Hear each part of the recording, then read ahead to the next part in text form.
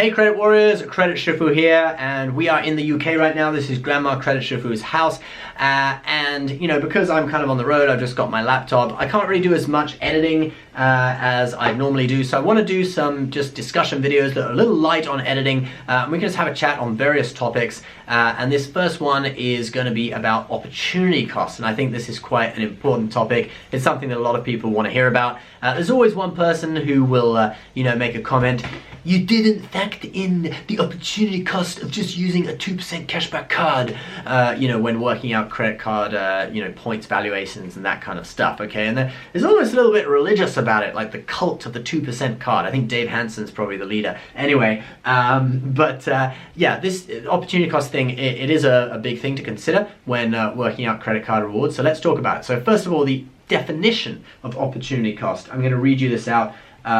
You know, if you just search it on Google, the definition is the loss of other alternatives when one alternative is chosen, okay? So we often hear about it in finance, in investing. So let's say if you're going to invest your money in Bitcoin, the opportunity cost, well, you would be turning down a 7% historical, you know, return with the S&P 500 over a long term, but you may still earn more than that with Bitcoin because it may shoot up. So that may not be the true opportunity cost in the end, but the actual opportunity cost is, you know, you're losing out on 7% with the S&P 500.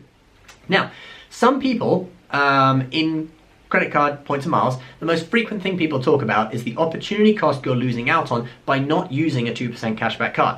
And the reason for that probably is because 2% cashback cards, you know, there are several cards that give you 2% on everything with no annual fee. The most well known would be the Citi Double Cash, and that's the most, you know, has no strings attached, it's just 2% on everything, okay? No annual fee. So basically anytime you're earning points, you're basically turning down a guaranteed 2% return. So you need to make sure any points you earn on any other card deliver you more than 2%. And many people, if they had the choice between, you know, 1 Chase point per dollar, which arguably is valued at 2% or at 2 cents per point, and that's the valuation we're going to use for all the points we mentioned in this video, by the way, if you could get a return of 1 Chase point per dollar, which is 2%, or a return of a, you know, 2% cashback, people would choose the 2% cashback because cashback is more versatile than the points, okay? Makes sense, right? No blackout dates when booking travel, etc.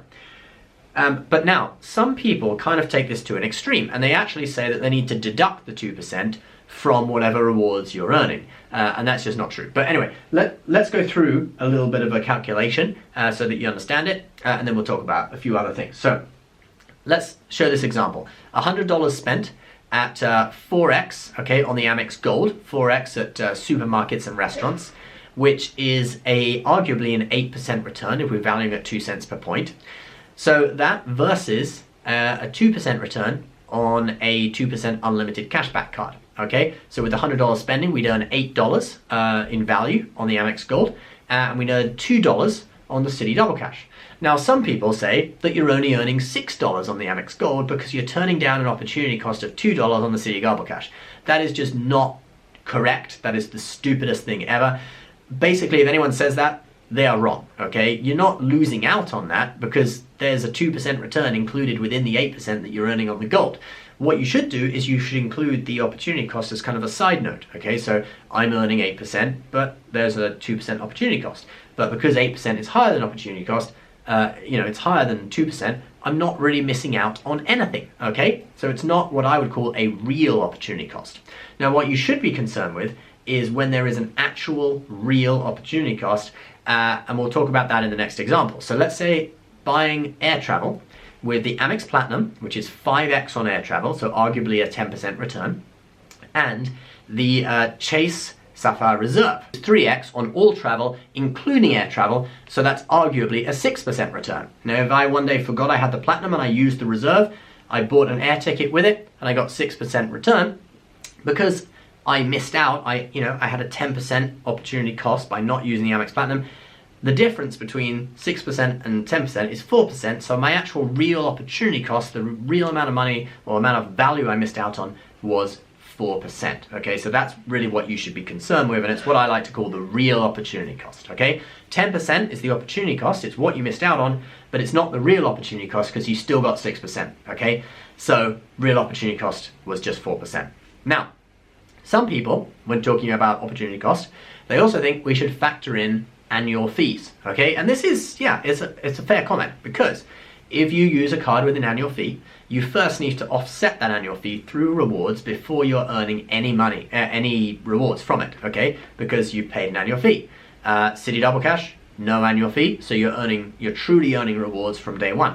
Let's use the example of the Chase Sapphire Preferred, $95 annual fee, and you'll understand why I chose this card at the end. I'll tell you why, but let's just use this example.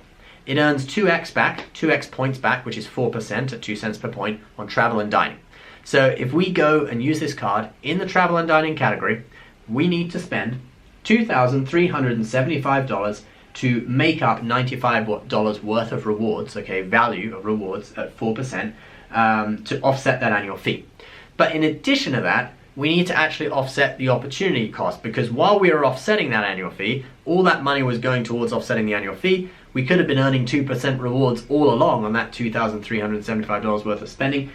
So we need to have actually an additional $2,375 worth of spending at 4%. 2% of that offsets the opportunity cost of not using the Citi Double Cash on the first $2,375 worth of spending, and then the other 2% of that matches the Citi Double Cash on this second $2,375 worth of spending. So in other words, we end up having to spend $4,750 in order to offset the annual fee and offset the opportunity cost of not using the Citi Double Cash. So basically, when you start to actually earn real rewards, or rewards better than the Citi Double Cash, is once you spend $4,750, okay? If you value the points at less than 2 cents per point, maybe 1.25 cents per point through the travel portal, then it's closer to $9,000 that you would have to spend to actually start, before you were actually really earning more than you would have earned on the Citi Double Cash through the Chase Sapphire Preferred. But I picked the Preferred for a reason, and that's because many cards have things, benefits on the card that actually offset the annual fee anyway. So for example, any hotel card generally offers a free night, and this free night can be like double the value of the annual fee, all right? So I've got the Marriott card, it's $95 per year. The free night is often valued at about $200. Now, some people say to me, but who stays in a hotel for one night? Well, you don't need to stay in a hotel for one night. You can combine it with a paid stay to extend your stay by one. Or if you're staying 2 nights, you have one night as a free night and the other night as either a reward night or a paid night, okay? You can kind of mix and match it like that. And to be honest, if I didn't want to stay in that hotel, I wouldn't have that credit card anyway. So if you have the card, it means that you want to stay in that hotel, so you're gonna benefit from the free night, okay? So that's to all the smart asses that try to, get around that and claim that free nights are not valuable. Yes, they are. I'm redeeming 3 of them on my mega trip in Taiwan and Asia next year. Then you've got other cards like the Chase Sapphire Reserve. It's a $450 annual fee, but once you take off that $300 travel credit, really easy to get back. It's an effective annual fee of $150, but you get priority pass access, unlimited for $150 a year. That's amazing. That more than pays for it. So to be honest with the Sapphire Reserve, I feel you're earning points from day one. Many airline cards give priority boarding, free checked bag, Uber credits, airline credits, all these other things. So it's much harder, really. Some cards that have annual fees do have stuff that offsets it, so it's really down to each person to work out whether they really view something as an opportunity cost or not, because, annual fees, it's debatable. And the reason I picked the Chase Sapphire Preferred was because it doesn't really have something that offsets the annual fee in that way, okay? Obviously there's insurances and stuff like that, but it's not the same as those other cards, okay? Right now, I want to give another example of a real opportunity cost from actually a transaction I did this year. And I want to use it to illustrate why opportunity costs are sometimes acceptable, okay?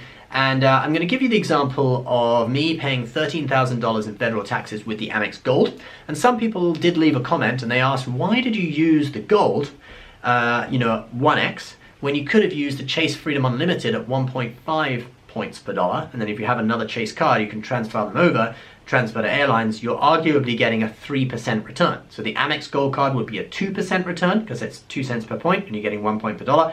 The Chase Freedom Unlimited would be a 3% return.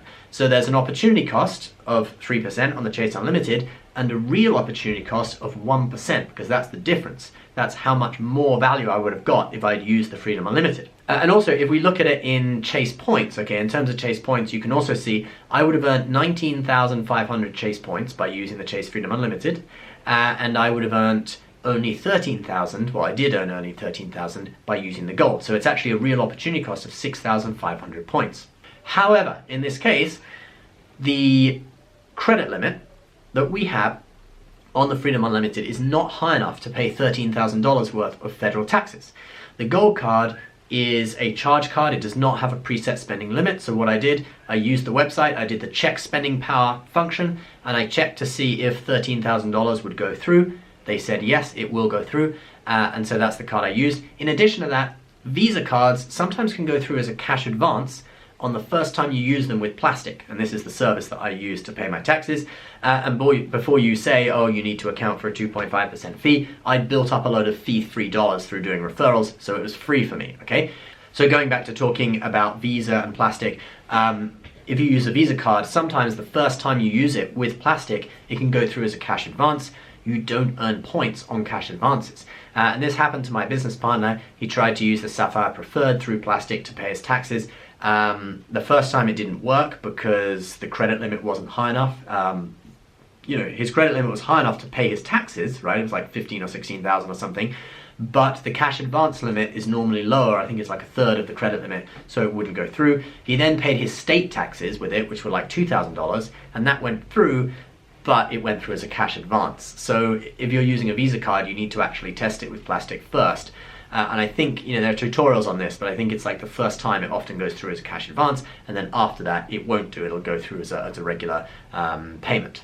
But anyway, that's just an illustration for you of sometimes when it can be acceptable to accept an opportunity cost because of other factors. And these are also kind of big reasons why I don't genuinely include opportunity costs in my videos, because it's really different for different people, It depends what cards you have. Like you might not even have a 2% cashback card. And then it depends on your habits, it depends on whether you're getting benefits from cards that justify annual fees, whether you add an opportunity cost for offsetting the annual fee before you're earning rewards, all this kind of stuff. So anyway, it's an interesting topic. I may start including just a figure of what you would earn on a 2% cashback card in some of the calculations that we do. Maybe I'll consider it, but I do think it is different for different people, so it kind of is something that you can also work out yourself and just consider when figuring out credit card rewards. But anyway guys, I hope you've enjoyed this video. Please leave your comments all about opportunity cost in the comments below. Smash that like button. We'll leave some of our favorite credit cards in the links below. These are affiliate links. They help support our channel. So if you do like content like this, feel free to browse our selection of credit cards if you are looking for a new credit card. A lot of information in there if you want to see advertiser disclosure right in the bottom of the description section.